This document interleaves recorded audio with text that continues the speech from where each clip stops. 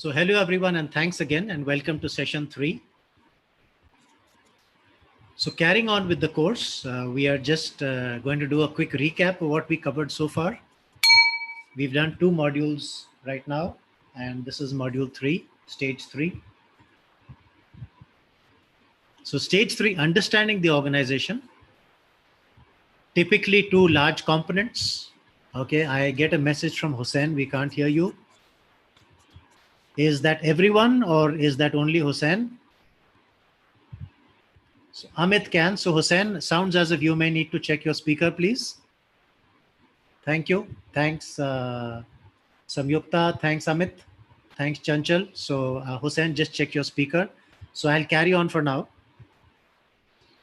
2 large components in understanding the organization: business impact analysis and risk assessment. Some call this stage the backbone of business continuity. I call it like the Google Maps. This is the stage where we decide which direction we have to go. Thank you, Hussein. It's okay for now. That's good. This is the stage where we decide which direction we have to go, what we want to do.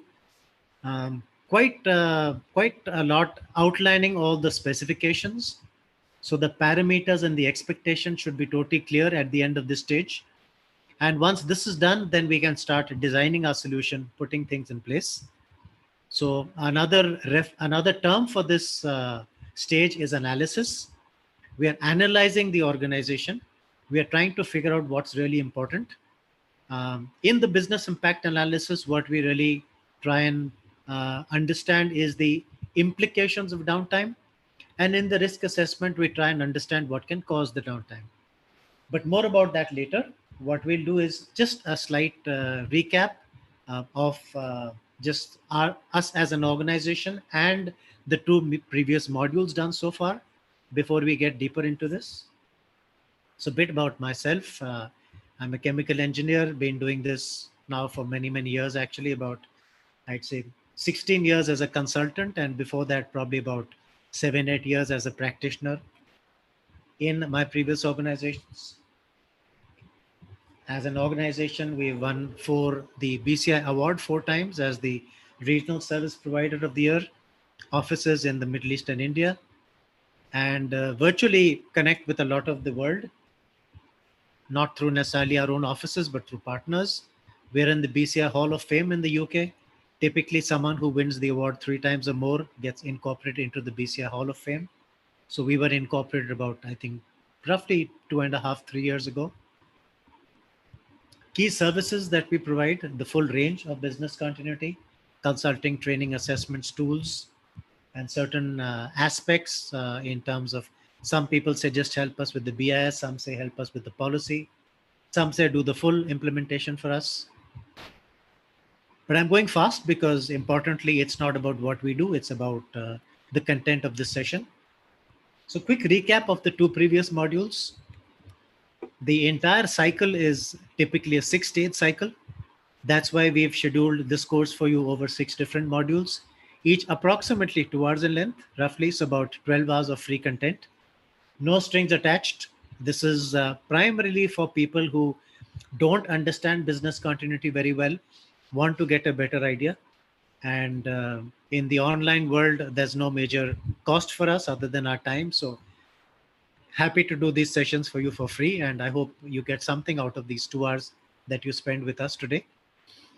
The diagram that you see here is based on the 25999. It's a very nice logical diagram. I prefer this to many other diagrams because I think it just makes sense in my mind. I hope in your mind. And once things make sense in our mind, it's much easier to then explain to others and to take forward. I see a hand raised from Saida. So Saida, go ahead and ask a question. We haven't got very deep into the modules yet, so we can take your question for now if you have one. Can't hear. The others can, Saida, so you'll have to check your speaker, please. I think the others are able to hear quite clearly, so I'll keep moving if you don't mind. Just check out your speaker or maybe do a restart if you like. So 6 stages, very logical stages. The first, program management, putting the whole program in place, planning the whole initiative, and then, of course, making it happen. And then checking that it has gone according to plan. And if it hasn't, improve it. And even if it's gone according to plan, we can still improve something that's very good by raising the bar. So it's a very logical cycle. The PDCA cycle, as we say, as we did in the first module: plan, do, check, act. Plan it, do it, check how it's gone, and if it's gone well, great. Then even look for further improvement, and if it hasn't, of course, then something needs to be fixed so that it starts meeting your objectives. Stage 2 we covered last time: embedding the organization, making sure that it's part of the organization culture, ethos, values. Everyone thinks business continuity, everyone contributes, everyone has it in their mind, and it's everyone's business, not just the business of the core team or of the coordinators in the departments. Embedding means beyond that, that it's a collective problem of all of us. It's something that all of us need to contribute to make happen. I'm just going to pause for a moment. Some noise out here. Just give me a sec. Okay, that passed quite fast. So I hope things continue to be clear. Just getting into these 6 stages, the BCM life cycle stages per the diagram that I showed you. So that's the one on the left. In the center, other names that other people give to these similar 6 stages, maybe not 100% identical, but reasonably similar. So the BCI names for these similar stages, it's again a 6-stage process even for the BCI, and the ISO 22301 clauses, how they map to these 6 stages. But what I like is the wordings. I think it makes sense in the mind. The BCI 6 stages may not always kind of make sense. So for example, design, what are you designing? What are you implementing? Even though it's short and sweet actually, but they map pretty well together. So I hope this enables you to understand it in your mind and then explain it to others. Quick recap of stage 1 that we did in the first session. What did we do in program management? We set up the program for success. We plan it. We define roles and responsibilities. So 6 aspects: establish the policy, define the scope, establish governance, how we'll be managing and ensuring that things stay on track, who does what, roles, responsibilities, authorities, define the documentation that we will create, and then plan the implementation, milestones, timelines, the sign-off process, start to finish. So really putting the whole plan in place. Stage 2, embedding. Before you start doing it, it's good to make sure that everyone supports it, is fully on board. So that's what we do in embedding. Agreeing the needed competencies, leveraging culture and communication, making it part of the organization culture as it is, and making sure that everyone realizes the importance and is fully committed to the success. So if things get stuck, then you will have enough help. It's like maybe a car gets stuck in the sand and everyone else comes and pushes it, not just you alone. So that's a good way to make things work. And then design and ensure delivery of the training awareness program. So everyone must get the required knowledge based on their level of involvement in the program. Someone who doesn't have much involvement just needs to know at a high level, or maybe know who to ask. And someone who's deeply involved must have the hands-on skills, how to perform those activities, how to create a BIA, how to do a risk assessment, how to create plans, how to run a test and exercise, depending on your allocated roles and responsibilities. And then finally, from the BCM program point of view, ensuring that those competencies are truly in place, not just something that's a lip service or tick in the box, but truly you've achieved those competencies. So that's a quick recap of the first 2 stages. Thanks, Aida. Good to hear that the sound is now back. So all the best. And coming to the agenda for today, stage 3, understanding the organization. What do we do in this stage? Very critical. In fact, sometimes we call it the heart of business continuity. It's really what defines the direction in which we want to go. As I said earlier, we try to collect information that allows to prioritize the organization's products and services and resumption. So the way the stage I would paint is that supposing the entire ecosystem was disrupted, everything related to that organization was disrupted directly or indirectly. So things are fully down, nothing is working. If nothing is working, then what would you need to bring up first and in how much time? That's a key issue. And sometimes I give the example of, I often use the example in my training courses, any of you who've attended, of say the Honda Motor Company. Let's assume the entire ecosystem of the Honda Motor Company is down. And let's assume that in your country, whichever country you're based in, Honda has a factory, Honda has um, a sales outlet, Honda has uh, a head office, it has dealers, it has a service network. Every single thing is down. None of it is working. What would you need to bring up and why? So that's what we try and do in this stage, understanding the organization. And when I ask this question to many people, what comes up and why, often I'm told the factory must start. Okay, valid point. Yes, the factory must start, of course. But the point I make is the factory the first thing that must come up if everything was down? And in my view, the answer is no. I'm not saying my view has to be the right view. There can always be different approaches, different priorities, different ways of looking at things. If I were to look at it, or if I were the CEO of Honda in my country, I don't think the factory would be the first thing to come up, and I explain why. If I produced a car in the factory today, I would believe it would reach the customer approximately a week later. It would be produced. It would have to go through a quality check, probably quality assurance. It would get stacked in the area where dispatches have to take place.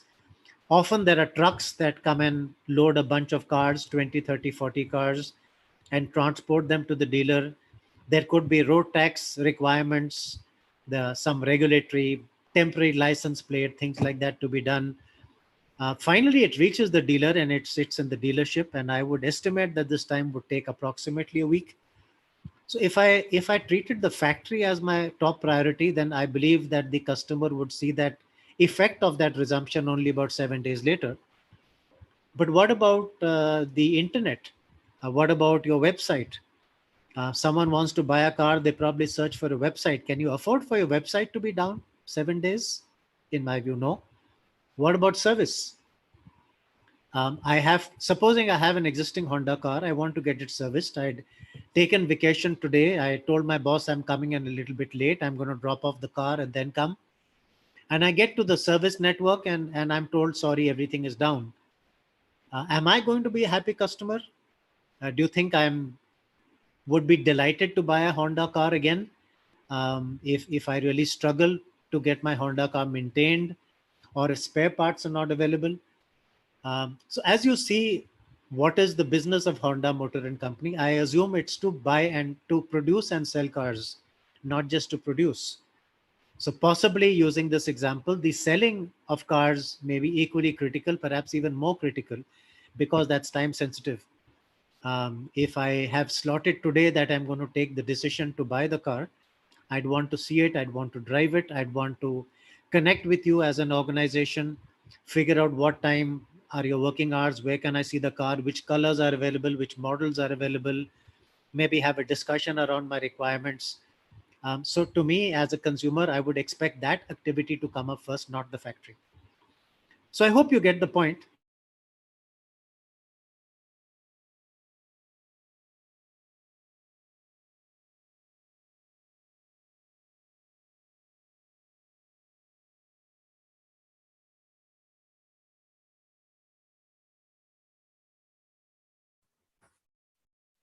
So I hope you get the point that in a typical organization, there are multiple aspects.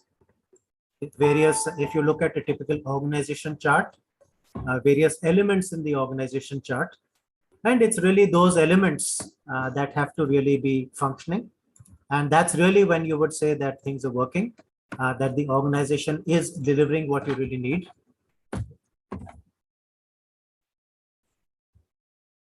Just give me a sec. I'm not sure if the slides are showing, so I'm going to do that again as a share slide. Just hang on.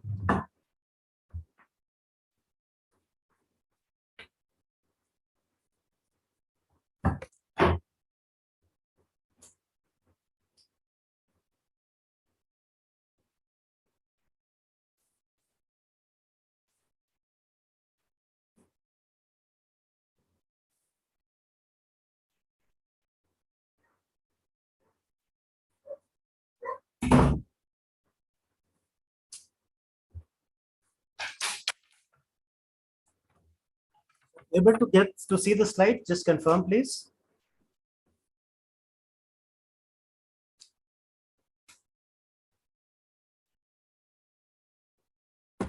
Yeah, all okay? Okay, so carrying on. That's something we do in the BIA. So in the BIA, we are trying to get a sense of what's truly, truly important to the organization. If the entire ecosystem was down, what would need to restart when? And a good place to start is the organization chart. So through the organization chart, you can get a sense of all activities that the organization performs. And you work your way through the organization chart. You try and ensure that each one of them is really covered. And we would then literally go through each box in the organization chart, understand what they really do. And from those, be absolutely clear that the key activities are covered. And there are 5 different activities that actually we perform in a BIA.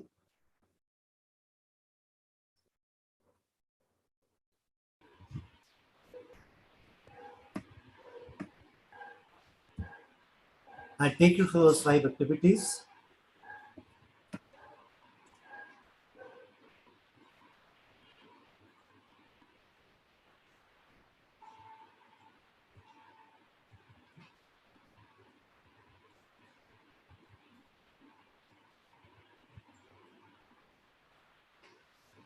But we'll do that in a few minutes.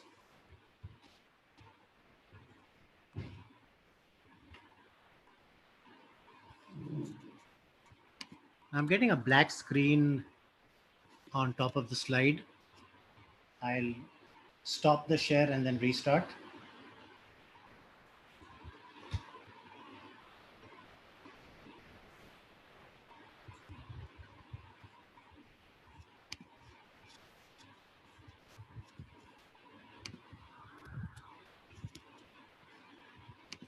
Let me talk through this while I try to fix this.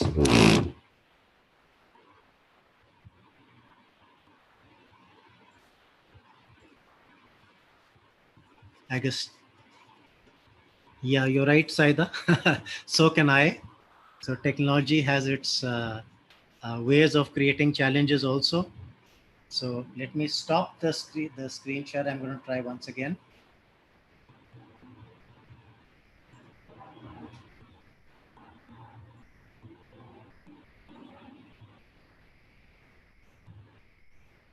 Let's see if it fixes it now. Yes. Okay. Much better, I think. Okay. So back on track. So in the BIA, we would look at the organization and try and understand what has to start off and by what time and why. The critical issue is why. I mean, there must be a logic. So we'll go through that. And the second aspect of this stage, understanding the organization, is what can cause the downtime. So with these 2 aspects, we then get a good idea. What can cause the downtime? Prevention is better than cure. Let's try and prevent that downtime from happening ideally at all, mitigate it, reduce it, bring it within reasonable parameters so things don't go wrong at all. And if they do go wrong, we can fix them quite fast, and we can fix them hopefully within the tolerance limit before our stakeholders or our interested parties get upset. And if we are able to do this within reasonable timelines, then I hope we'll be forgiven. If this happens regularly, on a very regular basis, you are having downtime, then I think your stakeholders or interested parties will lose patience and not want to deal with you anymore. But if it happens only occasionally, on an exception basis, I think there's a good chance your interested parties would say it's okay. Once in a while is allowed. They're a good organization. Generally, they are pretty good. And I want to stay with them because they are a good bunch of people. And importantly, they help me meet my objectives. They don't let me down. So that's the intention of business continuity, that things could go wrong periodically. It happens. That's life. But when they do, we should be able to respond fast, professionally, within reasonable timelines, and not disrupt the business or the needs of our interested parties who are dependent on us. That's the intention. So that's a high level overview of understanding the organization stage 3. We'll walk through these two aspects one by one. We'll start first with the BIA part A, and then we'll go to the risk assessment part B. It's the understanding the organization stage, which lays a strong foundation to which to help meet the goals. So I'm going to pause for a moment in case there are any questions. So let me check the chat line.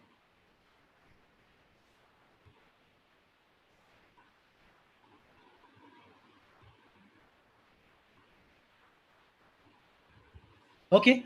Any questions so far? I'll give you a kind of few seconds, not minutes, few seconds, in case there are any questions so far on what we've covered in this. Just at a high level, we've just started module 3, or what we've covered in the previous 2 modules. Any questions for now?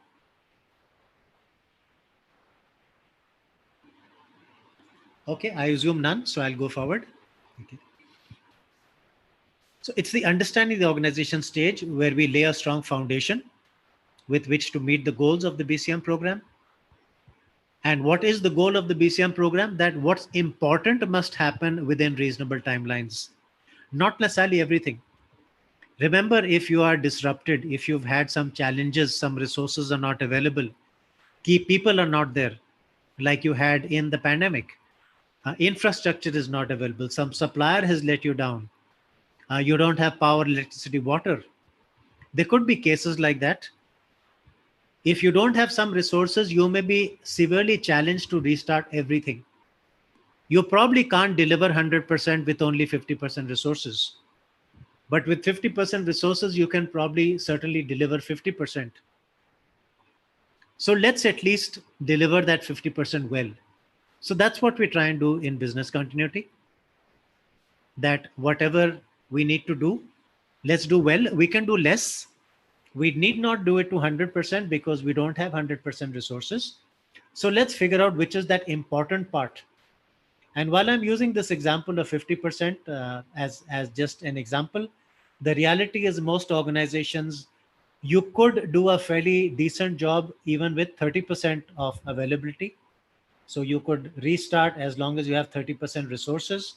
You can deliver the 30% important activities, and that's often reasonably adequate. Once you start that off, over time, you can bring up the balance 70%, eventually get back to 100. So in the BIA, we try and understand which are those important activities that must happen and by when. And then we would try and make sure that we keep ready the resources, at least for these activities, if not everything. So next paragraph, intention of putting in place the readiness is to build the capability for resuming disrupted activities at a pre-agreed minimum level of delivery. Now that's again critical. If I have to restart, do I really need to restart at 100% of that activity, or can I restart at less? So let me use an example of the call center. You call up the call center, and again at the other end, the organization itself has staffed the call center, but let's remember they've had challenges, resource challenges, people challenges, maybe IT challenges. They don't have all information, so they can't give you all information.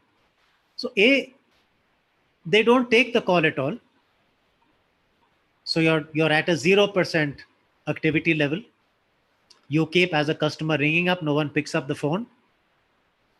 Will you be happy? No. Frustrated? Yes, certainly. Irritated? Probably. Option B, let the organization at least do what they can.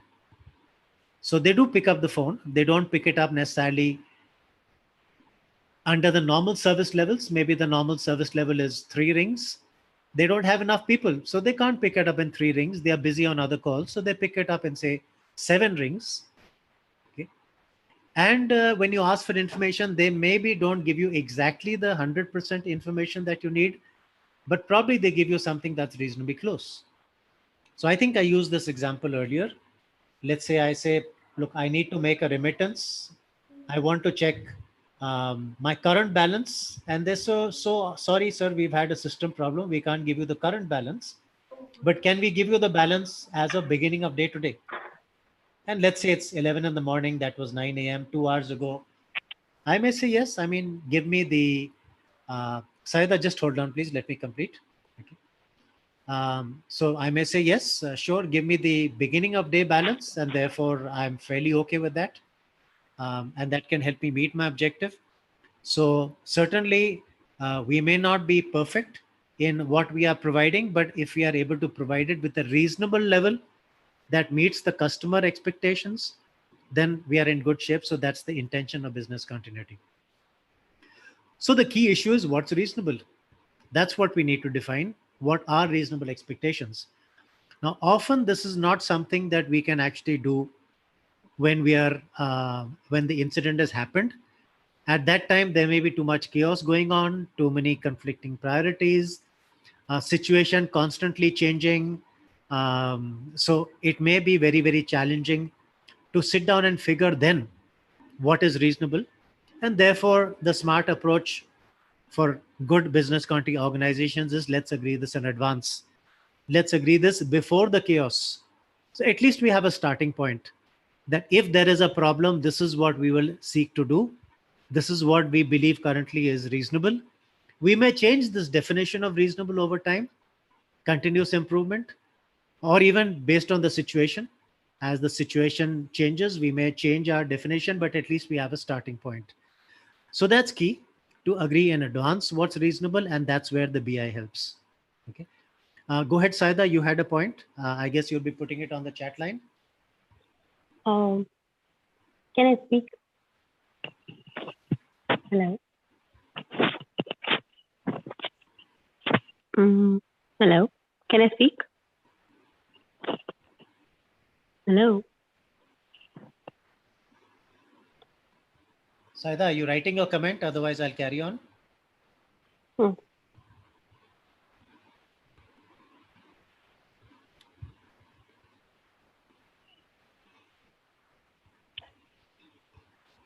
So I'll try not to lose time, Saida. In fact, in a session like this, normally it's difficult to take comments there and then. So I'll pause. Keep your comment ready. I'll pause for a break, and we can do it probably when we are breaking. Typically, that's about 1 hour from the start time. We'll take a short break, and perhaps you can put your question at that stage, and then when we resume after the break, we can pick up your comment. Okay. So I'll carry on. I won't wait.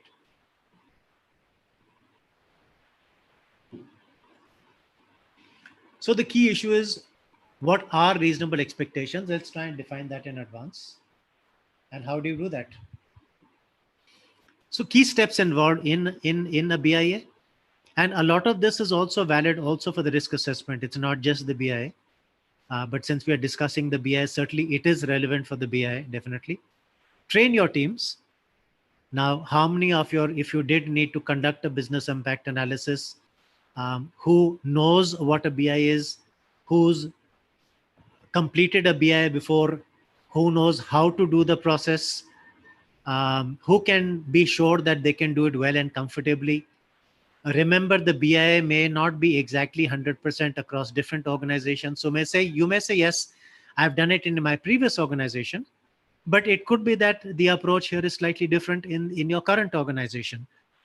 So having an idea is good, but you need more than that. You need to have a pretty definitive and a sure idea, and the exact and the correct idea, not just a general idea. So good to train your teams to get them understand what the BI process is, what the criticality is, how to collect the data, how to make sure that the data that has been collected is the right data and is reliable.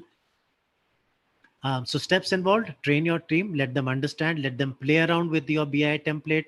So at least they finish that training and say, yes, we have a pretty good idea. Now we can handle it. Collect the data. So they would go back to the units. They would interact with their colleagues in the units, collect the information. And often that data is sent directly to the BCM team, but that's not a great idea. The right thing would be to make sure that they have routed it through the unit head, taken unit head feedback, review, validation, and only then sent it in. Therefore, the data coming through to the BCM team is kind of unit head approved. And one would then expect that there should not be very much more back and forth. But if it comes directly without the unit head approval, then there's a good chance that after the BCM team has seen it, the unit head may say, no, no, I don't agree with this. I'm not okay. Let's change it. So that could involve needless back and forth and wasted time and wasted effort. And your project could fall behind in terms of timelines. So good to make sure that when the data comes to you from the unit, it has the unit head review and validation. You as a BCM team would receive it, review it, provide feedback, possibly challenge it, and challenge it positively and friendly, not in an antagonistic manner, not to pick holes and find faults, but collaboratively to improve and to get it 100% right. So you may ask them some questions. Okay, you said 3 hours. Why 3 hours? Why not 4 hours? Why not 2 hours?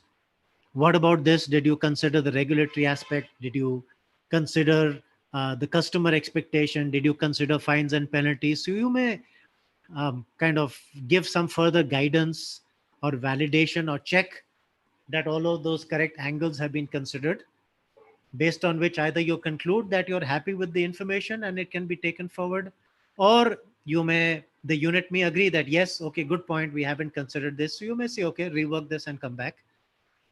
So point number C, review, provide feedback and improve. And then probably again, kind of the unit comes back and says, yes, now we are happy with it. We feel all things are considered. And ideally, again, it comes with the unit head sign off. So he's fully on board. Then you as a unit receive this from various departments across the organization. So let's say maybe in the organization chart, there are 20 departments, and some of those departments would have smaller subunits. So it could be that that department doesn't submit just one BIA, but 2, 3, 4, possibly. So all of this comes into you. We've performed activities ABC for all of them. You're fairly happy with what's come, with what's been arrived at. You have a sense of comfort that yes, the correct things have been considered, and therefore we feel that the data is reliable. Now you would consolidate, which means you put it all together, ideally in a spreadsheet. You take the lower timelines items on top, and by lower timeline, those are things that must come up faster. So going back to my example of the Honda entire ecosystem going down, what does the unit believe is his product service activity which must come up first, and in how much time and why? It's critical to even have the why there. So possibly the service center may say, I should not be down for more than an hour. Should a service center be down for 3 days? I would say no way. If the unit gave you a BI that said we are okay to be down for 3 days as a service center, I think you would say, look, this is utterly unacceptable. Your customers will be extremely angry. And there could be negative information on social media, on Twitter, on Facebook, on angry calls, the press, as the case may be, and you'll as a company lose your full reputation. Who's going to buy your product anymore if you can't service it in time, and therefore they're stuck, they can't use it? What's the point? So you'd put your own common sense validation on that information, consolidate it, put it together, and then see whether this order of resumption makes sense across the organization. So across the full organization, all units have submitted their inputs. You have taken them in terms of shorter timeline on top and longer timelines at the bottom. So what must come up first? Maybe in half an hour, in 1 hour, in 5 minutes. Assume you're a telecom company. Even maybe 5 minutes may be a lot.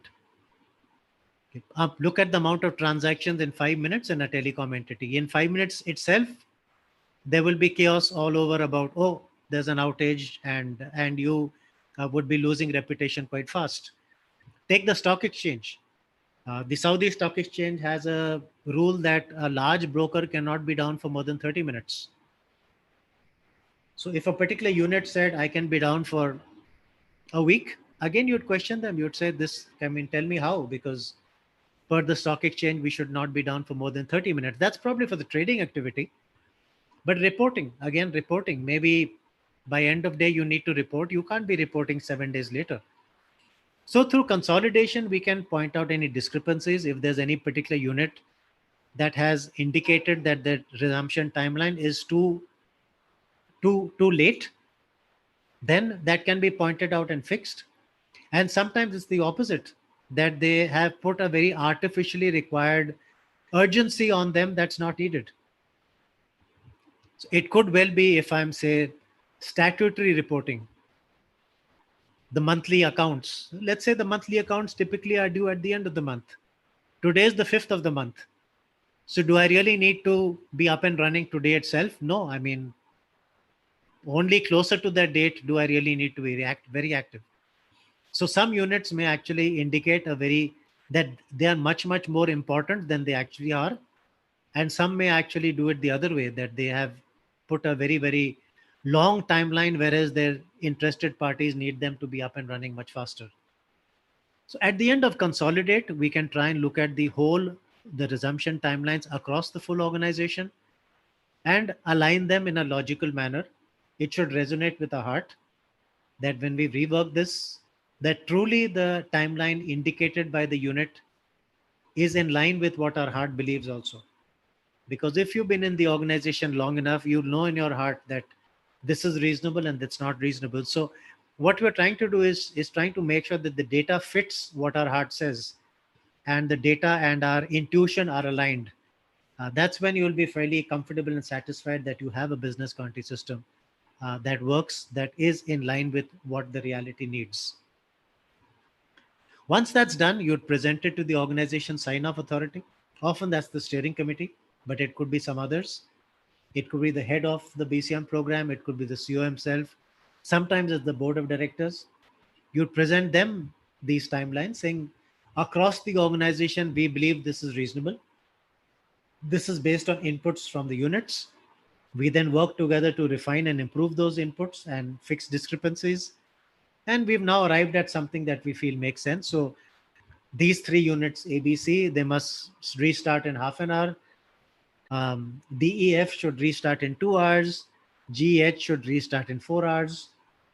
The others in 24 hours, and XYZ, even 3 days is adequate. Whatever is the timelines, you may come up with that and present it to the sign-off authority. And again, they may give you some feedback, ask you to rework a few things, but hopefully very quickly you get to the stage where what you then present to them, they're happy with, and they agree to give you the final sign-off. At this stage, we would say that it is now agreed across the organization what the resumption timelines are. It's agreed what should, not just what should come up and by when, but what is required for it to come up by when, which means what are the resource needs, how many seats, how many people, how much equipment, what information. All of that is reasonably signed off once the BI process is done. And what are those information needs? So in BCM, what we are looking to do is we are ultimately looking to identify the 4 W's and the H. And we'll come to what those 4 W's are and the H. So 2 of those W's, what and by when. The what and by when are established in the BI stage. In fact, it's the by when that determines the what. The activities, products, services that are required on a more urgent basis, more immediate basis are first agreed. So the by when is first crystallized, signed off on, and the activities that are in the urgent, in the shorter timeline by when. So this must come up first, this must come up first, this come up first. That's the what. So in the BI, we agree the by when and what must come up in and how much time. In the next stage in design, we then say what is required for it to come up in so much time. How do we design our system? What's my backup plan? What's my solution?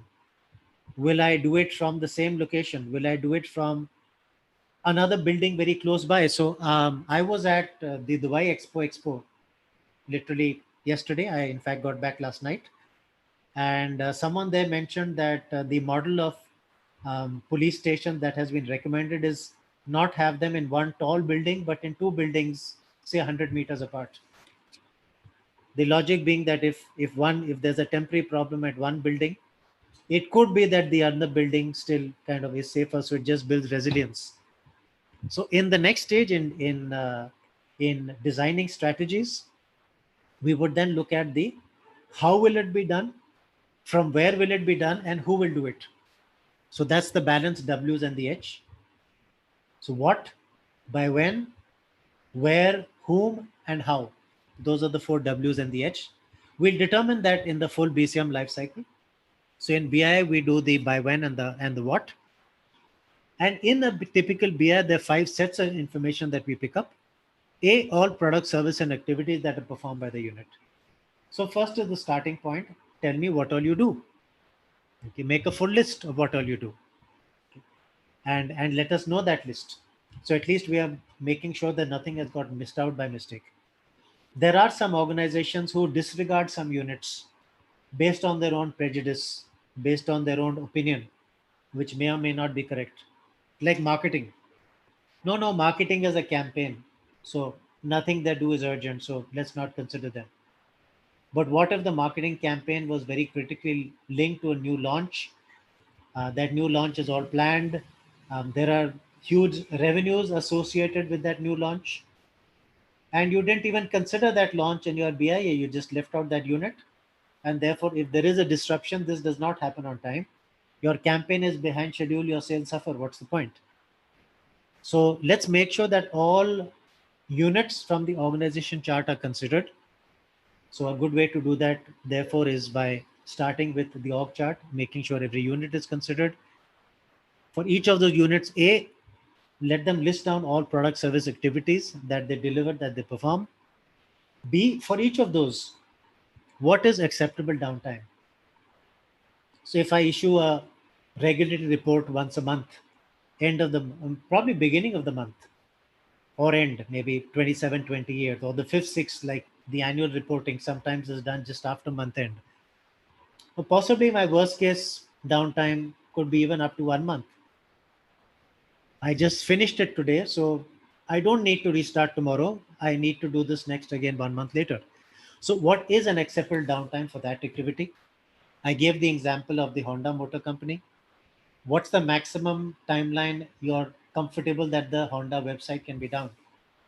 Because the customer will say if the website isn't even up, if they are so unprofessional, then do I even want to buy the car? At least if there's a problem, you should fix the problem fast, and you should be concerned about it. You're then a professional organization. So second, for each unit is what's the worst case timeline that downtime can be allowed. And again, we look at two aspects, a worst case timeline and a best case timeline. And I'll come to that a bit later. I'll explain these definitions in detail a bit later. But that's what we do in a real BIA. Figure out the worst case timeline. And the worst case timeline is the one where your customer is or your stakeholders really be upset. Okay, it's unacceptable. I mean, you can't do this to me. Let me give an example.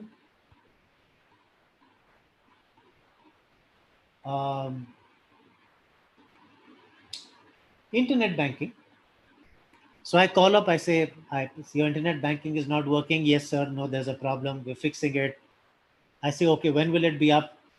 Supposing you say 10 minutes, there's a good chance I may say that's fair. No worries. I'll wait 10 minutes. No big deal. And truly, if it is up in 10 minutes, we are fine. I mean, we are friends. I'm not angry. I'm not upset. This is perfectly reasonable. It happens sometimes, but you reacted fast and you fixed it. So great. No issues.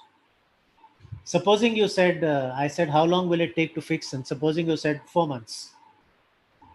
Probably I'm going to say this is absolutely ridiculous, unprofessional. I mean, how can you take 4 months to fix internet banking? What am I supposed to do in the meantime? I have a utility payment to pay. My electricity may get cut off. I now have to find another mechanism how to make the payment. Maybe go there, pay cash, maybe do some online remittance. So the point is that if there is a downtime, that downtime should not be more than what's reasonable. Again, as we said, let's define what's reasonable, and we'll, after the break, see a small example of how to do that. So worst case timeline, at which stage the person says not acceptable, I'm angry, I'm upset, may put it on social media, may complain, fines, penalties, may lose the may just walk away from you, close his account, and go to some other provider, which is not good for you.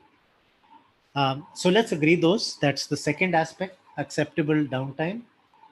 Number three, interdependencies. Who uses your information?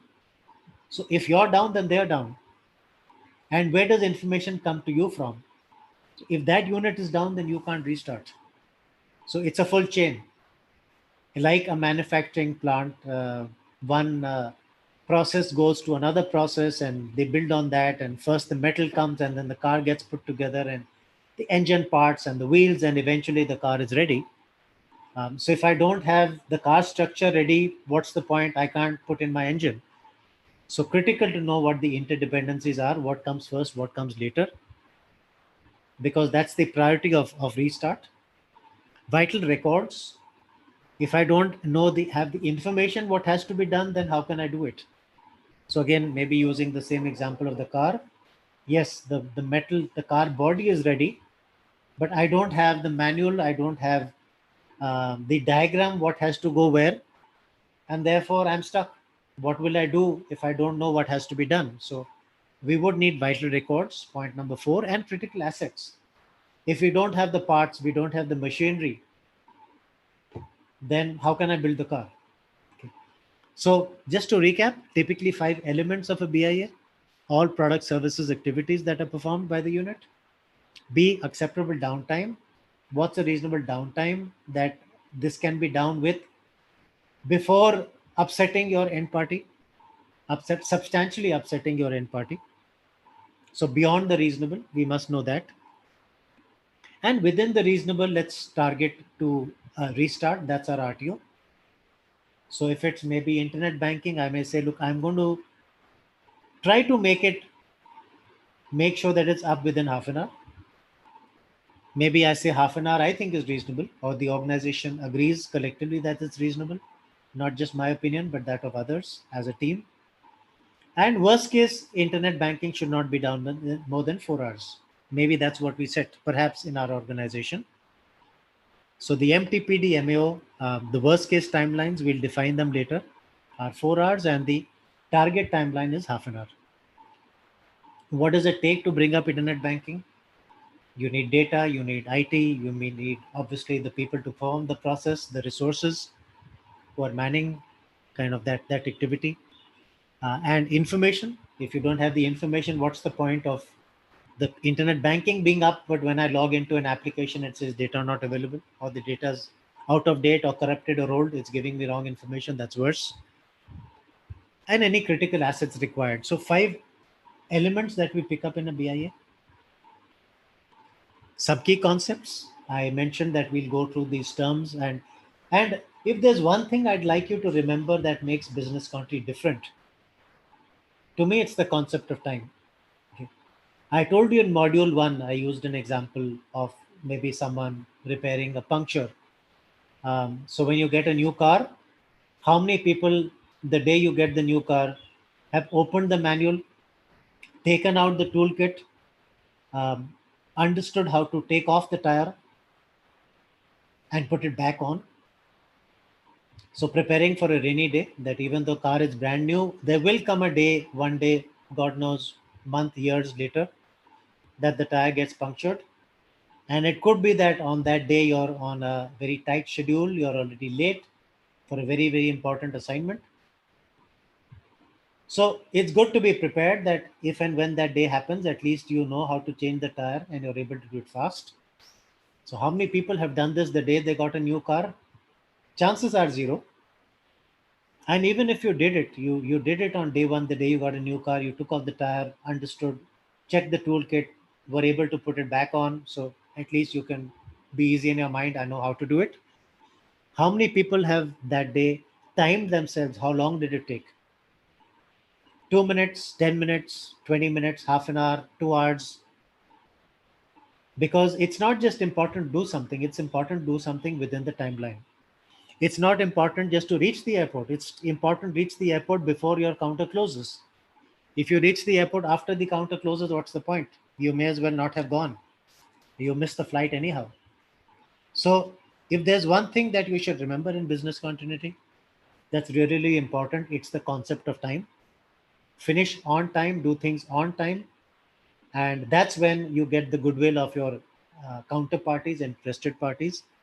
that it's okay. You helped me meet my objective. Maybe there were some challenges. You're a bit behind schedule, but it's okay. You still helped me meet my timeline, and we are friends. And still think you're a great organization. And I want to continue with you, even though you have occasional disruptions, but you handle them well. You handle them professionally in time, uh, so no issues.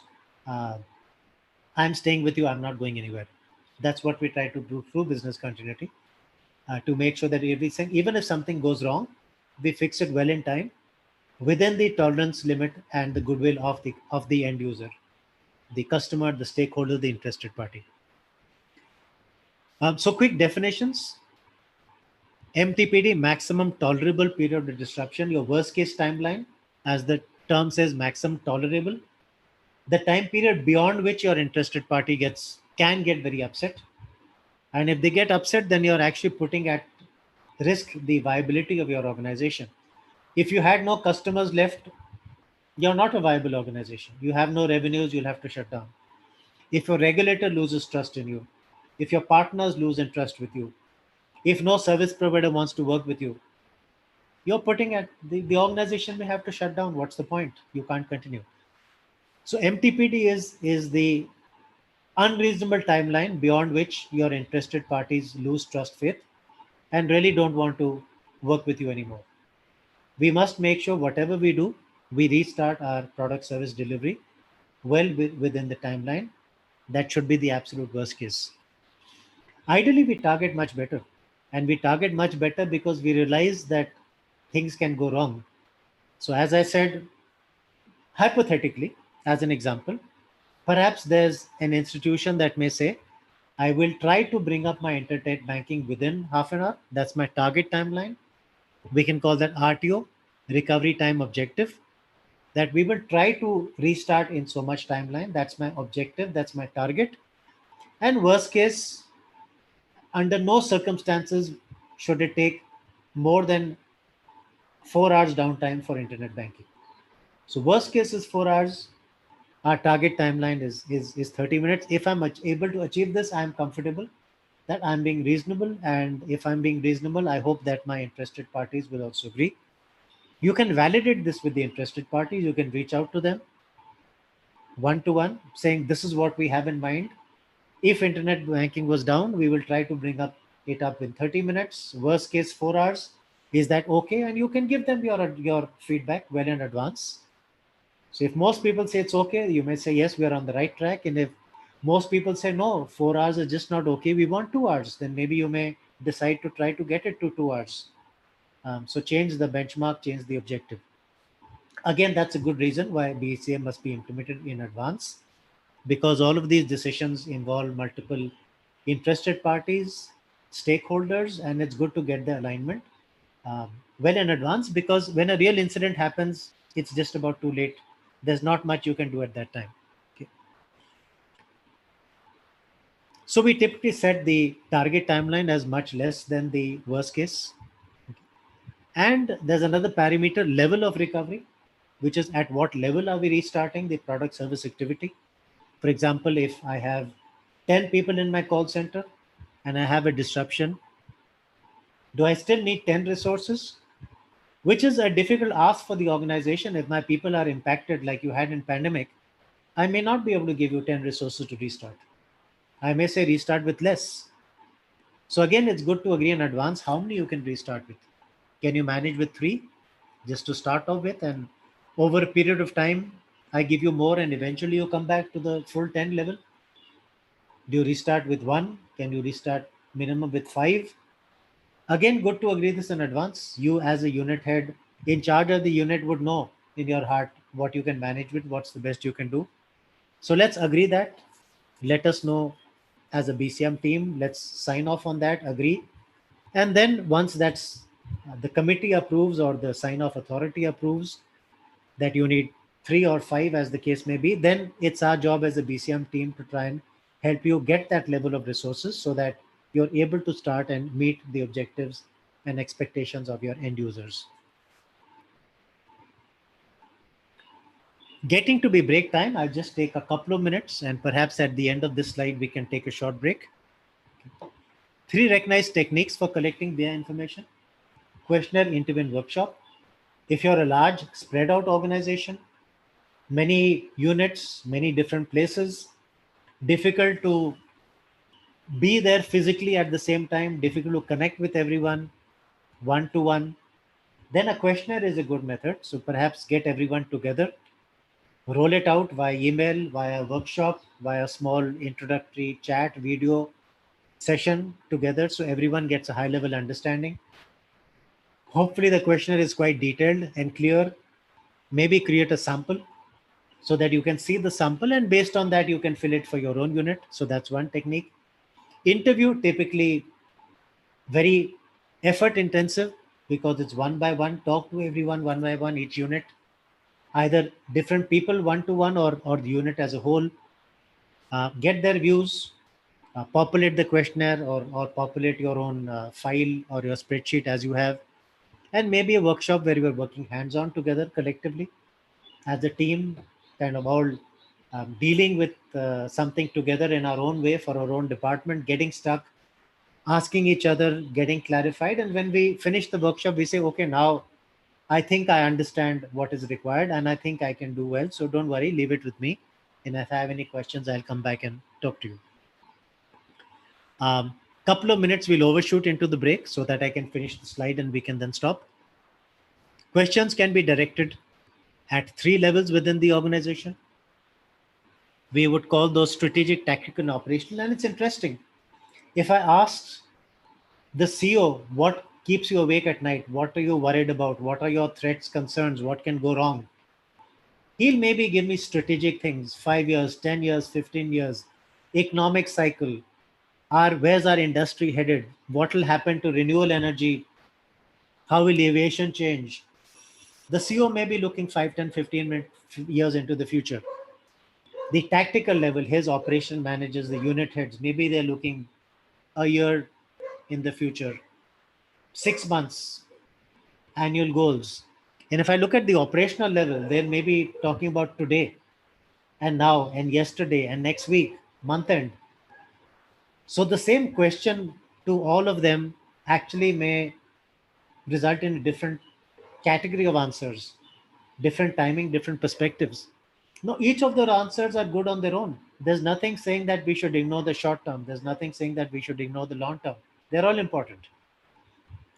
So a good way to conduct a good BI would be to ask the same question at different levels of the organization, get various inputs, reconcile those and keep those in mind as you then look at the BI data, because it can then give you an understanding of the expectations of the organization. And we can, as I said, try to align the BI data with those expectations. When it aligns in your heart, you'd be saying, I feel that my BI is correct. We have the correct data. It makes sense. And this is what we should get sign off on. Consolidation would result in crystallization of the resources required. So at the end of the BI process, you would know how many people are required, when they are required, perhaps which shift, morning, afternoon, evening, how many machines, how many desks, how much equipment, resources, raw materials, funds. We would have a pretty good idea of those things. And we can then, in the next stage, try and further refine this through consolidation, through rationalization. And I'll explain this a bit more in the next stage, stage 4, about designing strategies. So coming to risk assessment, in the risk assessment, what we're trying to say is prevention is better than cure. Let me prevent the issue from happening at all. If it doesn't happen, then I don't need to implement my business continuity solution. I should have business continuity readiness. I should be ready to implement. I should have the capability to implement. But implementing BCM costs time, costs effort, disrupts the other processes. It causes defocus. So if I don't need to implement BCM, that's the best. I mean, I'm ready, but I didn't need it. That's a good position to be in. So through risk assessment, we can try and prevent the need to implement by trying to reduce the disruptions. Okay. Objective, identify what can cause the unacceptable downtime. For example, there is a certain building where there's a possibility of water collecting. It's that at the bottom of a slope. automatically any rain water that rain takes place will flow down the slope, will collect there, and you could have a big pool of water which prevents you, which comes inside your building, perhaps causes disruption, prevents your people from coming or going, just disrupts your process. So if I know that's the case, then I can do things about it. I can shift to a higher floor, even though that still will not reduce the people coming and going. Okay. I can buy a boat. So worst case, we boat across that temporary pond, and life doesn't stop. Maybe I can change my location. I move to a different building and a different location where such a problem is not going to happen. And hopefully no new problems are there. So by knowing in advance what can cause the disruption, I can try and prevent it. I can minimize it. I can reduce it. Importantly, I can reduce the impact. That even if it doesn't happen, it doesn't cause my disruption. So it happens, but I'm unaffected. That's what we try and do in a risk assessment. Identify what can cause the unacceptable downtime. And this knowledge can help us put in place controls to reduce or mitigate that downtime or its impacts. Even if it does happen, it doesn't bother me. And we look at some of those controls in the next stage, designing strategies. There's a terminology, 4T net framework: treat, transfer, tolerate, terminate. Those are various strategies we can put in place to try and reduce the impact of those risks or threats. So that brings us to the next point. Sometimes the risk assessment is also referred to a threat assessment. Kind of interchangeable, very, very similar, related, kind of interchangeable. What's a threat? A threat is defined as a potential cause of an unwanted incident, which may result in harm to individuals, a system, or the organization, the environment, or the community. A threat is normally the cause that gives rise to the risk. So, threat is the trigger, risk is the effect of that trigger. Let's take an example from the English language: a bomb threat. Does a bomb threat mean that a bomb has gone off and your facility has been damaged? No. A bomb threat means that there may be a bomb. It's now a serious possibility. And if it did go off, yes, then it would cause damage to your infrastructure, probably disrupt your process. So the threat is the gives rise to the risk that your process could be disrupted due to the bomb. Using the bomb threat as an example. So a threat is a risk is something that can go wrong. Effect of uncertainty, there's a possibility of it going wrong, and the threat is the cause that will give rise to that risk. We don't want things to go wrong. We don't want disruptions. So ideally, we'd like to minimize the risks or the threats. And what we then want to do is understand which are the risks or threats that can cause a disruption and try and decrease their incidence, their occurrence, and their impact. Ideally, it doesn't happen at all. And I have that on the next slide, actually. So before that, one critical aspect of an effective business continuity risk assessment is the identification of unacceptable levels of risk and single points of failure. Is there something that can actually cause a big problem, cause something very major? For example, in many countries in the Middle East, historically, maybe not now, I think things have changed a bit, but historically, not just the Middle East. I know the Middle East, so I'm speaking by example there, but in Africa, in India, in very many places, telecom, traditionally, there used to be a large telecom government promoted entity many, many years ago when the country came into existence, independence. It's a very critical aspect of the country: trade, business, network, everything, to have good telecommunications. So the government would go and set up a telecom company. Government promoted, government owned, government funds. They started off maybe 30, 40 years ago when you gained independence. At that time, costs were less, so they made investments, put in place cables, dug underground, put in place cables, set up infrastructure. And that was all done 40 years ago, say, or over time. So it's now depreciated. You've used it enough. You've got lots of value out of it. Just 1 second, please. There's an urgent call. Just give me 1 second. Not a problem. Call is taken care of itself. Okay. So let's say at this certain time, The state spent that money. They've got great infrastructure. It's very cheap. It's fully depreciated. It honestly has no cost anymore because all those costs have been recovered. A new player comes along. Now you've opened it up to private enterprise. A new telecom entity starts. The same infrastructure, it may take them 10 times the cost to build. Costs have gone up. Land is more expensive. Land is more scarce. It's been built up on, more difficult to acquire it. So the new player says, why should I replicate and spend a lot of money upfront to build that same infrastructure? Let me just go lease it from the state company. So they go lease it. They say, let me use your cables. And the state company says, okay, sure, this is the cost. They get into a contract. So the new player is providing you those facilities, but what you may not know is that they're using the same infrastructure. What happens if that infrastructure gets damaged, goes down? Both the new player and the old player are disrupted because the infrastructure is the same, the cables are the same. So a critical aspect of an effective risk assessment in business continuity is the identification of unacceptable levels of risk and single points of failure. The example I gave right now is a single point of failure. You may think that you have two providers, so you're diversified. If one goes down, the other will still function. So you're safe. You can sleep at night. The answer is they are using the same infrastructure. If one goes down, both may go down. So you're not protected actually. You're equally vulnerable, maybe slightly less, but equally still quite vulnerable. Okay. So that's an example of single point of failure. That's an example of single point of failure. Uh, Unacceptable levels of risk. I have a real example where I was the audit head of my entity, the entity I was working for. Excuse me, your slides are not A working. building. Slides presentation. A building where which did not meet fire standards, safety standards. We as auditors would go in every time. Look, this is a fire hazard. There's a problem here. Let's let's make sure that we are fully mitigated in case a fire broke out. Then people could be at risk. It could cost lives.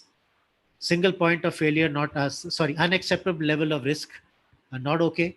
Finally, we just shifted out of that building because there was no mitigant. That's the way the building is. It was built, God knows, many years ago. Can't be fixed now. You can't break it down and rebuild a much better fire exit. So the answer was, that's it. We just then move out of that building and somewhere else. So again, the fact is that is what a risk assessment does. A risk assessment objective is to try and make sure that if there is something that can cause a severe disruption, let's try and fix that in advance, mitigate it, or using the 4T framework, treat, fix it, transfer, bring in someone else to help us with it, maybe someone more competent. An example of risk transfer is outsourcing. So many organizations have outsourced certain services, for example, like IT. Okay. So entities are much better at IT. Let them just handle it much better than we can. Insurance is a form of risk transfer that at least if there's a problem, then we are able to mitigate things and bring things back to normalcy because we get some money, and that money can help us fix those issues. Okay.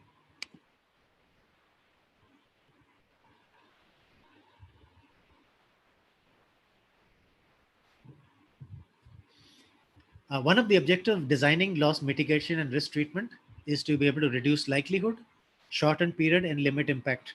Okay. So at least if I know what can cause the disruption, I can try and make sure the disruption gets fixed faster. I bring my event under control faster. For example, there is a statistic I once learned that a fire multiplies 30 times every minute.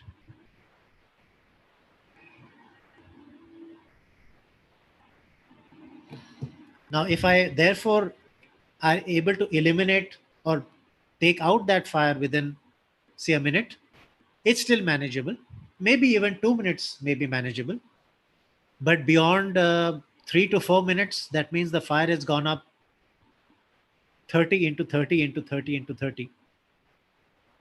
huge. Okay, I have a real video where a fire totally disrupted a stadium in about 4.5 minutes. Within about 2 minutes, it was fully out of control. So what we could do through a good BCM risk assessment is try to reduce the likelihood of the event happening.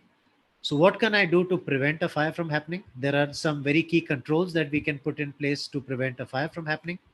If the fire did take place, what can I do to shorten the period of disruption? So the fire uh, can be brought out much faster. I can put in place a building management system so that it tells me that there's a fire breakout. I can put in place some sprinklers. I can put in place some automatic gas that can try and snuff out the fire, remove the oxygen from the room so the fire dies. I can have people trained with the proper fire extinguishers so they are able to get into action very fast. And still, if it did happen, then we try to limit the impact of that event on the disruption. So, evacuation, quick action, restarting in our other facilities. So, that's what we try and do with a BCM risk assessment. Not necessarily different as a risk assessment in other domains, like an environment, healthy, safety risk assessment or a quality risk assessment, similar process.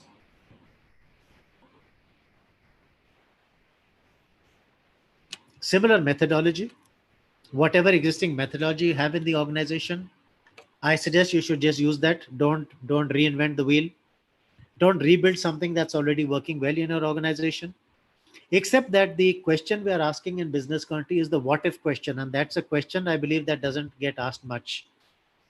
If we look at a financial risk assessment, we look at the real risk to the organization, the real risk to our financial performance, legal risk, real legal issues. Who can challenge us on legal issues? Who can put a legal case? Or regulatory risks. Where are we not in line with regulations? These are all real. But what business continuity does is slightly different. It looks at hypothetical risks, possible risks, the what if risk. What if this happened? What if this happened? What if this happened? So it looks at risk in a slightly different way. And when you do that, often your partners and colleagues will find you coming up with new angles that they never thought of. For example, what if there's food poisoning? The health and safety people will look at it as damage of employees, on impact of employees. Of course, it's not acceptable, but you look at it is in the business damage of those employees not being available. So it has a direct business continuity connotation. Flooding, supposing a water pipe bursts at night, you come in the morning, the all the floor is full of 2 inches of water. Now, can you the full day sit there with your feet getting wet, your shoes wet? It's got hygiene issues. You probably can't operate in that building. Plus, what about short circuiting and things like that? There's water all over. It enters a cable. There's electrocution. You don't want that chance. So no one else may think of these things. They may think of those things as related to them. You would look at these impacts on saying, this could disrupt my operations, and what would I do if this happened? I have a real incident of uh, a financial institution doing pest control in their call center the last working day of the week. Excuse me. So this was in the Middle East. Thursday evening, they did the pest control in the call center. And as you know, with that pest control, the carpet is a bit damp. They spray the chemicals, and then they come a bit time later and clean out the chemicals and get the room back to order. In this particular case, when they were to restart on Sunday morning, they realized that the smell was still there. The carpet was still wet. And in fact, it took 2 days more for that to dry out. So due to pest control, they had a business continuity issue. They couldn't use that call center. They had to use the backup call center. Luckily, they had one. Okay. So that's what we try and do in BCM. We try and figure out what can cause disruptions. And if those disruptions happen, what could we do to reduce the likelihood, shorten the period, and limit the impact? So ideally, you don't need to even put in place your business, activate your business continuity solution at all, because your risk management itself has been effective. But worst case, if your risk management fails, then you would need your plan B, which is your business continuity solution being activated. Again, we looked at the BI in terms of prioritization. We said we'll first do priority one, urgent activities which are really needed and needed fast. Then we look at priority two, which are not needed so fast and therefore can wait. Similarly, in risk assessment, we may address first the more critical risks, the risks that can cause more damage, and damage from a disruption of assets, availability of assets, disruption of assets, ability to use your infrastructure. And we can deprioritize and look later at the less important risks and threats, which can cause less damage, less impact your infrastructure. In business continuity, it may be recommended often that we look first at uh, this cross section of risk and BIA. So what's the most critical that you really need to worry about? The prioritized activities that can cause you lots of damage if they are not resumed in time, if they are disrupted. So which of those must be focused on? Ones that can have a high likelihood of being damaged. And when they are damaged, there's a much higher likelihood of causing you damage due to lack of your services. So prioritized activities. So that would be our focus. High risk and high possibility of the prioritized activities being disrupted. That's what you would look at first. Certainly, we need to treat those, we need to fix those. And later, we can then start looking at those not so important. So, organizations can focus initially to reduce likelihood and impact on prioritized activities only, the ones that have much more of a business continuity implication, because if they are not provided, many important people will get very upset, and we don't want that. And later, once this has been done, we can look at the non-prioritized activities, because there the impact is less. We are less bothered, less worried, less damage. And at the next stage, we look at what implementation and treatments to put in place. If we know that this can cause a problem, that this can be disrupted, this can be damaged, and that damage will affect our prioritized activities quite badly, which means very important people will be upset or very upset. That's our top priority to fix. And we look at the possible risk treatments that we can put in place. So as we said earlier, we look at that in the next stage in designing strategies. Treat, transfer, tolerate, terminate. Plus, in designing strategies, we look at how we can restore those activities. So as per the comment on cloud, if I needed IT to be restored, would I restore everything or would I restore only priority applications? Logically, you can restore priority applications only, maybe the 30-40% priority applications, because the balance 60-70% non-priority are not so important. If they weren't done, not much damage, not much of a problem. Okay. How would I restore them? Would I do them through a backup data center? Would I do them through cloud? Would I have a third-party provider? Would I outsource? For example, I was in American Express, we outsourced our IT to IBM, because we said IBM can do a much better job of IT delivery than we can as American Express.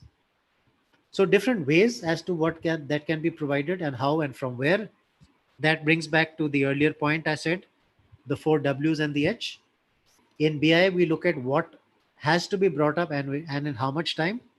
And in the next stage, which we'll do in the next session, stage 4, designing strategies, we look at where will it be brought up from, how will it be brought up, and who will be involved in bringing it up.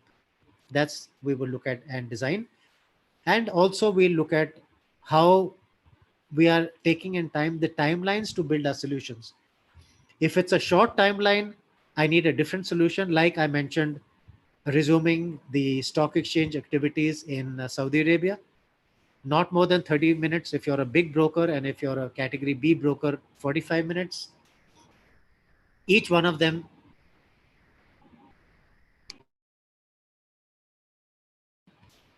if I needed a 30 to 45-minute response, I may need a different solution. If I had 1 day or 2 days or a week to respond, I would need a different solution. So that's how we look at aligning those solutions to the required timelines. So with that, mostly I've covered this session. I'm going to pause now for any questions.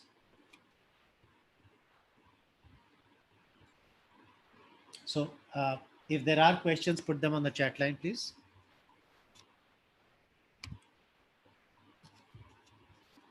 And let me stop the screen share for now.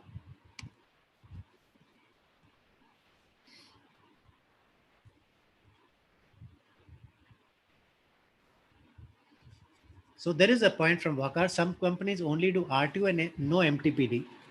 That's interesting, Wakar. I believe you need to define the worst case. You need to define the bottom line. And if you've not defined the bottom line, I would say you're vulnerable. Because you don't really need to know, you don't know kind of where the buck stops. I am personally not aware of many organizations that only define the target and not the worst case. In fact, I'm aware of some that do it the other way around. They define the worst case and only stick to worst case. They don't do better than that. But that's a view. In my view, as they say in English, using the phrase, aim, kind of plan for the worst and aim for the best. So to me, that's the point.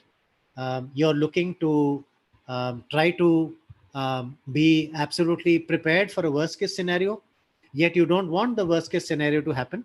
And therefore you're planning to try and do much better, which is your RTO. So I would certainly suggest that's the suggested and the desired approach. Okay. Point from Wakar, please share the recorded sessions. Wakar, we have been doing it so far. We may not share 5 and 6 onwards. We probably will share today's one. Probably, I'm not saying for sure, probably. We probably may share the next one. I'm not too sure. But ultimately, the intent is for actually people to come into the live session and participate in that, not just look at the recorded version. So don't bank on the recorded versions being shared. At some stage, we will stop sharing those because the intent is to have an interactive discussion and to participate from that. The rest kind of becomes secondhand. This session is targeted towards largely, I would say, uninitiated professionals, your younger colleagues, people new to BCM. It's not for masters by and large. So that is the intent of the whole exercise. So as long as we have a whole bunch of people coming in who are looking to learn, I think collectively it should be a good learning session, and that's the intent of the whole exercise. And once the initial thought process is there, then many of them through self-study or other means can try and get more and more improved as they go along. There are certifications available also independent of this course. So separately, if someone is interested and want to measure their knowledge, I can refer you later to some certification options. But here the intent was just to try and deliver information and make sure that we all clarify our concepts, particularly BI and RA. This is something that tends to be confusing. People tend to group them together. The fact is they are actually operated together in the similar phase. The people involved are the same, but they're actually two sides of the same coin. Risk assessment says what can cause my disruption. So let me try and prevent my disruption from happening. And the BI really says if for some reason we were not able to prevent the disruption and the disruption still happened, then what would we do to try and still restart things within reasonable timelines? So it's kind of the plan B. Whereas if the risk assessment works, you would not need your plan B at all. Your plan A would work reasonably well. So that distinction is important to make. After this, then you go into choices. Now that I know what's important, what can create the disruption, now that I know that if a disruption happens, what should be started on a priority, let me then do what's necessary to put that in place. So that's the objective of this whole module, understanding the organization. As I said, some call it analysis. You're actually analyzing the organization, coming up with information, getting committee sign off on that information. And with that committee sign off, you then have the required information so that you can move forward and then try and agree what solutions need to be put in place. Remember, putting in place solutions is actually when you're going to need money and kind of support from the management. So far, there was a question in module 1, which really said, what do we need to do in terms of strategy, solutions, and funding? And my response was, at that stage, you don't really know the solution you need. And therefore, how can you ask for the funds? You don't know what you need. You can ask for the funds only when you know what you need. So stage 4, which we'll come to next in the next session, next week, is the stage where we start knowing what solutions we need. For example, if it's a 1 hour, if it's a 15-minute recovery required, probably I need a diversified solution. If it's 3 days timeline for recovery, maybe I need something standby. So depending on the timeline for recovery, I determine my solution. And what I can say is almost certainly a solution like active, literally it's happening at 2 places at the same time, simultaneously process, being backed up simultaneously in 2 different locations. So there's zero phase lag. You can use one or you can use the other. They're both identical 100%. Certainly these solutions are extremely expensive because they have to check the redundancy. They have to check that the data is being 100% correctly replicated. If there's a mismatch, you need to get to know it there and then and fix it. So the cost exponentially increases. And in the next phase, we'll try and see how those costs can be kept in mind, because when you go to management and say, this is what I want, now's when management will start giving you a hard time.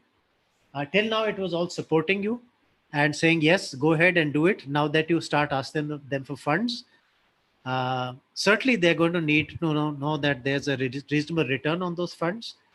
And your point will be that I need it because you want to protect the organization. I don't need it because of me. I don't need it because of my ego. I need it because if this did not happen, then the organization stands to lose huge amount of reputation, financial damage, etc. And that's the kind of argument you'll need to use to convince senior management to then sanction those funds and allow you to put those solutions in place.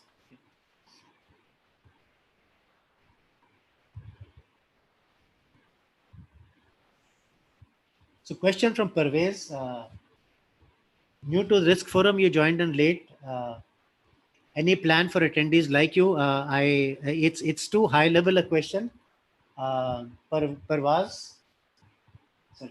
it's too high level a question for me to answer. So the point is, this is more about business continuity than risk. Risk is an element of business continuity, just as risk is an element of the other domains. So if you're interested in BCM, I hope this would be a good course for you. If you're interested in risk, there are other courses. For example, I have a free module on Udemy on a risk assessment. It's about 1 hour. That's free. Go ahead and take a look at that if you like. And if there are any specific questions about what to do and how to do, then kind of please let me know and we can take it from there. Okay. So anything else for now? Any other questions?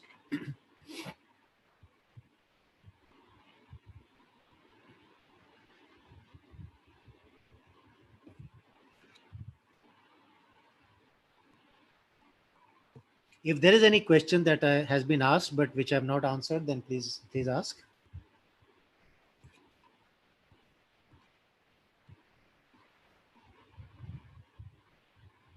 We have about 3 minutes left till the end of the session.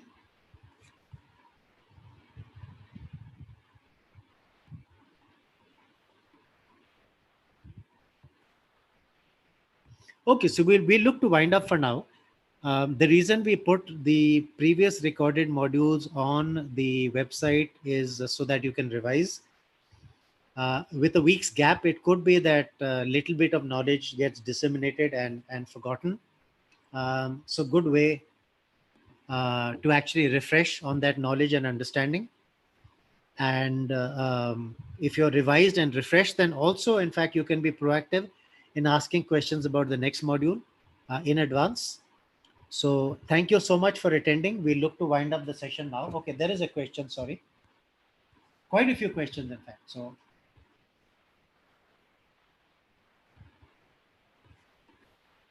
okay, from Irfan, certification options and how can we achieve? So Irfan, just put your email out here. Our team can come back to you. Basically, there is a certification available on this course. As you notice, this is a course by FQA UK. FQA UK offers a certification in business continuity. It's a mid-level certification. I'd say for mid-level professionals. I hope you meet that profile. So if you just write in your email ID, I'll have my team come back to you and we can put you in touch. So it's good for you to do it after all 6 modules are complete. So just hang on, complete the 6 modules, maybe refresh them once again and then go for the certification. That may be a good idea. Madhu, Madhu, classic question, BI or RA first? Okay. So you've kind of answered it a little bit yourself. Okay. Uh, in my view, could be either. There are some occasions when risk should be done first. There are some occasions when BI should be done first. Since we are a minute to go, I can't actually cover it, do justice here. Hold it for now. If you put in your email, let's have a chat separately, or if possible, I'll try and cover it in the next session. But I think given that we have to wind up at 5, I can't do justice to that. It's a long answer. In short, do whatever you need to first. And the new standard also says that the ISO 22301 2019 version says do whichever you like, but have a reason and a logic and a thought process.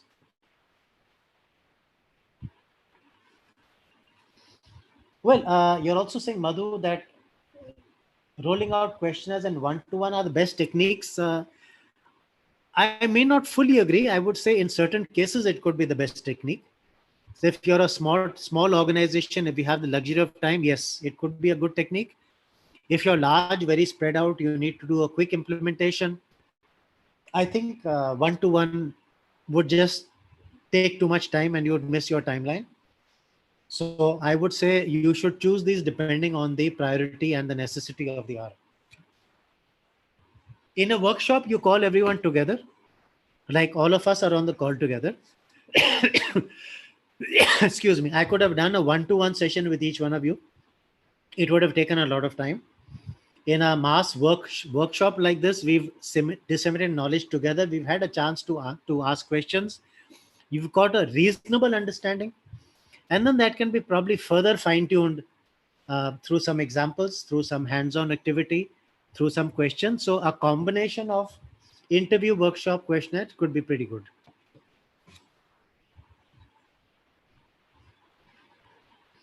Yes, we will share the link for the recorded sessions. Challenges for people not responding timely manner. I would say a carrot or stick. This is why you should do or respond in time. And if you don't respond in time, these are the consequences. Consequences could be that they are shamed, politely shamed, not nastily shamed, but basically a message goes out saying, we cannot proceed to the next stage because unit ABC did not submit their inputs. All other inputs have been submitted. Now the project is behind schedule 1 week and we apologize for the inconvenience to everyone because we will then have to make up that 1 week. So there'll be pressure on everyone. And a gentle request to all units that please do not submit late because then you put everyone else at risk. So I think the unit that delayed would get suitably shamed politely.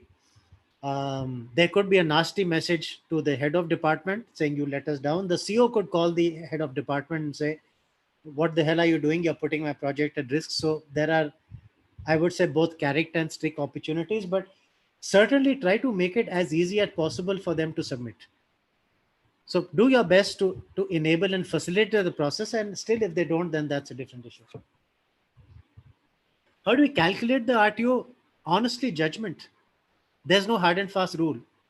If, for example, there's a timeline, like I told you, there's a timeline from the Saudi department that you have to recover in 30 minutes. Now that's the MTPD.